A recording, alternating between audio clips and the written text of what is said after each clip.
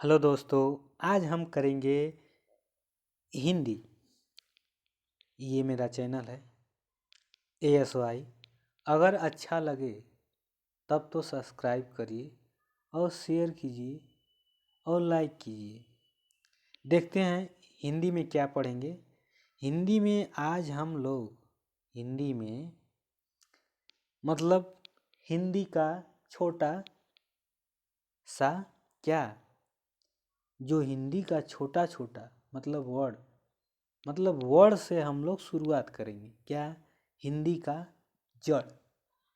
Word यानी हिंदी का जड़। तो वर्ड में क्या पढ़ेंगे देखते हैं। पहले तो हम जानेंगे कि हिंदी में वर्ड होता है तो वर्ड में क्या क्या होता है। पहले तो हम देखेंगे कि हिंदी में स्वर होता है और हिंदी में और क्या होता है। हिंदी में व्यंजन होता है। स्वर और व्यंजन के संयोग से या योग से जो बनता है उसे हम शब्द कहते हैं। यानी स्वर और वर्ड से मिलेगा तो शब्द बनेगा। मतलब अगर हम किसी वर्ड को, इसको वर्णमाला का संज्ञा भी दे सकते हैं। वर्णमाला की संज्ञा दे सकते हैं। देखिए, व्यंजन है और स्वर, इसको कहा जाता है कि ये स्वतंत्र है। क्या है? स्वतंत्र है। व्यंजन स्वतंत्र है, लेकिन स्वर स्वतंत्र है और व्यंजन उससे जुड़कर बना है। व्यंजन कैसे जुड़ा है ये देखिए। जैसे मान लो क लिखना है तो क में क्या? अ जुड़ा है। क में अ जुड़ा है, ये क है। यानी स्वर और व्यंजन, मतलब स्वर और व्यंजन को मिलकर पूरा व्यंजन बना है। आगे देखते हैं। ये व्यंजन हमारा होता है 25। यहाँ यहीं पे थोड़ा देख लीजिए। ये जो होता है 25 स्पर्श व्यंजन होता है। 25 स्पर्श व्यंजन होता है और 4 अंतस्थ व्यंजन या अल्प व्यंजन कहते हैं इसको, य र ल को। और जो ये स है इसको क्या बोलते हैं? ये उष्ण व्यंजन होता है, इसको उष्ण व्यंजन बोलते हैं। इसको याद कीजिए। मतलब 4 जो ऐसे हैं ये उष्ण व्यंजन है। अब ये संयुक्त व्यंजन है। क्या है? संयुक्त व्यंजन है।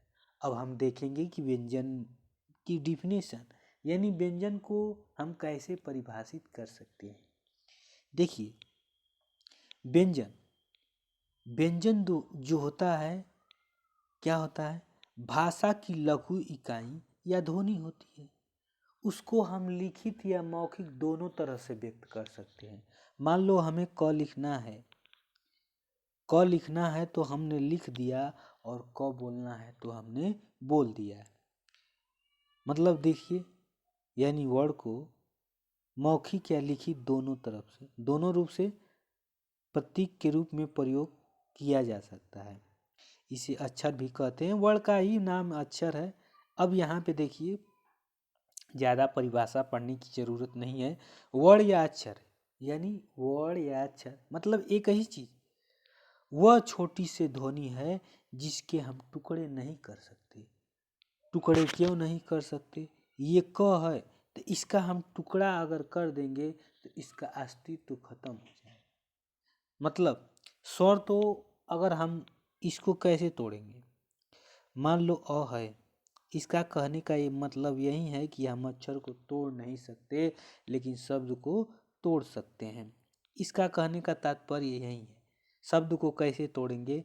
जैसे मान लो क म आ ल, कमल है तो इसको हम तोड़ सकते हैं, लेकिन किसी अक्षर को नहीं तोड़ सकते, शब्द को तोड़ सकते हैं। अब इसका देखिए, देवनागरी लिपि में वर्णमाला का प्रयोग, यानी वर्णमाला का कैसे प्रयोग किया जाता है।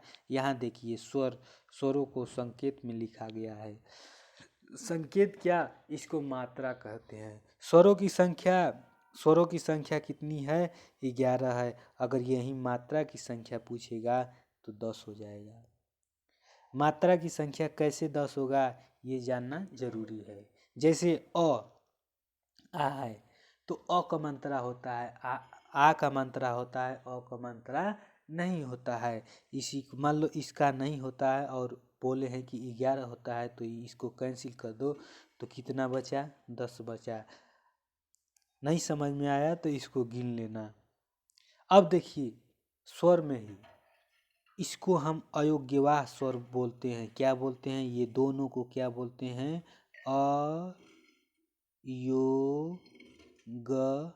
अयोग्य वाह, क्या बोलते हैं, अयोग्य वाह स्वर बोलते हैं, जिसको हम दो नाम से जानते हैं, अनुस्वार और विसर्ग। ये बातें समझ में आई। अब देखिए स्वर होते हैं क्या, स्वर और व्यंजन, ये व्यंजन है। व्यंजन होता क्या है, तो व्यंजन जो है ये हमारा 25 व्यंजन होते हैं। कितने व्यंजन, 25 व्यंजन।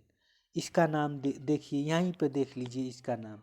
इसको हम क वर्ग को क्या बोलते हैं, के, उसके बाद टी बोलेंगे, उसके बाद यम बोलेंगे, उसके बाद डी बोलेंगे, इसके बाद ओ बोलेंगे। इसका मतलब हम आगे बताएंगे कि इसका मतलब है क्या, इसका मतलब है क्या। ये जो व्यंजन है ये 25 व्यंजन है और इसको हम स्पर्श व्यंजन बोलते हैं। क्या बोलते हैं, स्पर्श व्यंजन बोलते हैं। आगे देखिए, यहाँ पे थोड़ा देखिए कि वर्णों के समूह को वर्णमाला कहते हैं। इनमें 48 कितना, 48 वर्ण होते हैं और स्वर 11 होते हैं। और व्यंजनों की संख्या कितनी होती है, 33 होती है, जबकि कुल व्यंजनों की संख्या 35 होती है। दो क्या है, उपक्षिप्त व्यंजन है। आप जानेंगे कि दो उपक्षिप्त व्यंजन कौन है, अयोग्यवाह दो होते हैं, आप इसको जानेंगे। यहाँ देखिए स्वरों की संख्या मतलब वर्णमाला को भी दो भागों में, मतलब वर्णमाला का भेद पूछा है तो वर्णमाला जैसे स्वर को दो भागों में बांटा गया है, स्वर को दो भागों में बांटा गया, मतलब वर्णमाला को दो भागों में बांटा गया, स्वर और व्यंजन। अब देखेंगे स्वर को भी 3 भागों में बांटा गया। यहाँ आगे देखिए स्वर को भी 3 भागों में बांटा गया। इसमें क्या होता है, ह्रस्व स्वर और दीर्घ स्वर और प्लुप्त स्वर। ह्रस्व स्वर जो होता है ये छोटा होता है, जैसे अ, ठीक, अ, उसके बाद छोटी ई, उसके बाद छोटाऊ सॉरी, उसके बाद छोटाऊ, उसके बाद री हो जाता है। ये 4 होते हैं क्या, ह्रस्व स्वर। उसके बाद दीर्घ, मतलब स्वरों की संख्या जब 11 है तो 4 ये हो गया तो 7 बचा। और प्लुप्त स्वर वो होता है जिसको हम बोलते हैं कैसे, जैसे किसी को संबोधित करना है या दूर कोई व्यक्ति है तो उसको बुलाते हैं कलुआ रे, तो इसमें एक ही मात्रा या स्वर का देरी तक उच्चरित होना ही प्लुप्त स्वर कहलाता है। जैसे हम ओम करते रहते हैं, ओम देरी तक बोलते हैं, तो ये क्या है, प्लुप्त स्वर का उदाहरण है। अब देख लीजिए वही चीज, ह्रस्व स्वर, लघु स्वर, छोटा स्वर, इसका 3 नाम 4 नाम जो भी दे सकते हैं। ह्रस्व स्वर, छोटा स्वर, लघु स्वर, ठीक। तो ये 4 होते हैं। ई मतलब छोटी यू, ऊ और री। अब देखिए जब 4 ये हो गए तो ये कितना, 7, कितना, 7। इसको कभी कभी संयुक्त स्वर भी कहते हैं। संयुक्त क्यों, ये जोड़ कर बना है। कैसे, उदाहरण के तौर पर दिखाते हैं, अ प्लस अ, आप लोग संधि पढ़ेंगे तो उसमें क्या हो जाता है, ये जोड़ कर बना है इसीलिए इसको संयुक्त स्वर भी कहते हैं। ये प्लुप्त स्वर आपको समझ में आया, प्लुप्त स्वर को हम ओम कहते हैं। ये बातें समझ में आई। अयोग्यवा अयोग्यवाह दो होते हैं, अंग और अ। तो एक का नाम क्या है? अनुस्वार, और एक का नाम है विसर्ग। ये बातें समझ में आई। अब उसके बाद व्यंजन। व्यंजन भी हमारे क्या होते हैं? 3 भागों में बांटा गया है।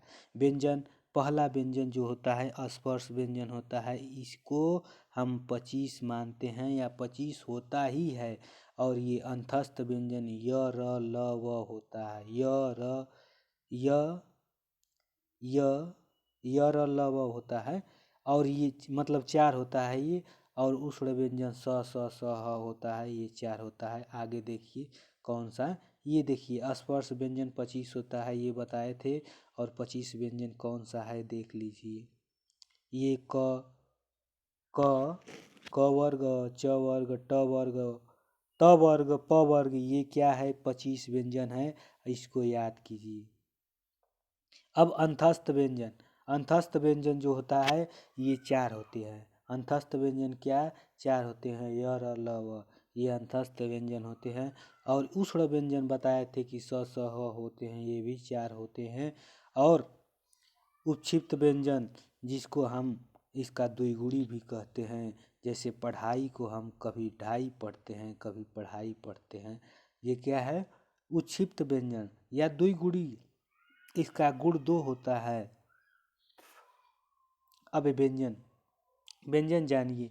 व्यंजन, व्यंजन जो होता है आप जान गए कि व्यंजन मतलब पूरा जो वर्णमाला है उसकी संख्या कितनी है। तो वर्णमाला की संख्या 52 होती है। देखिए, अगर स्वर पूछे तो 11, अगर कुल स्वर पूछे तो 13, ये बात समझ में आई। व्यंजन पूछे तो 33, और कुल व्यंजन पूछे तो 35। ये सब हम लोग बचपन में पढ़े थे। वर्ण, वर्ण कितने? वर्णों की संख्या 48, और कुल वर्णों की संख्या 52 होता है। कितना? 52 होता है। आप जितना पढ़े हैं उसको जोड़ लीजिएगा, 52 होता है। यहाँ पे वर्णमाला का उच्चारण स्थान देखिए, आपको बताए थे कि KTMDO का मतलब क्या होगा, यहाँ देख लीजिए।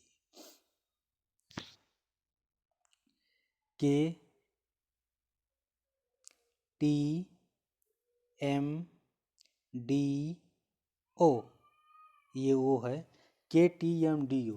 के का मतलब कंठ होता है, और के में क्या क्या बोला जाता है कंठ से, आप देख सकते हैं। कंठ से क्या क्या बोला जाता है?